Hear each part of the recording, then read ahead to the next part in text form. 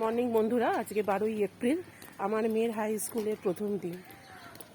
আপনারা সবাই ওকে আশীর্বাদ দেবেন যেন মানুষের মতো মানুষ হতে পারে, বড় হতে পারে।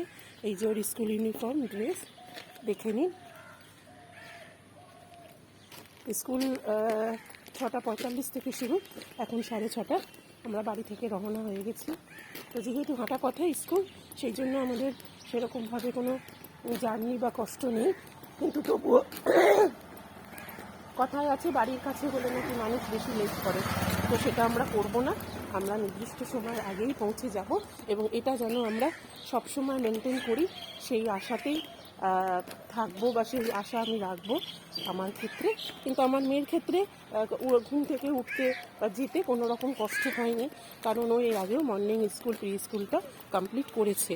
তো সবাই ওকে আপনারা আশীর্বাদ দেবেন যেন ও বড় হতে পারে, যেন মানুষের মতো মানুষ হতে পারে। এইটুকুনি আশা রেখে এই ছোট্ট ব্লগটি শেষ করলাম।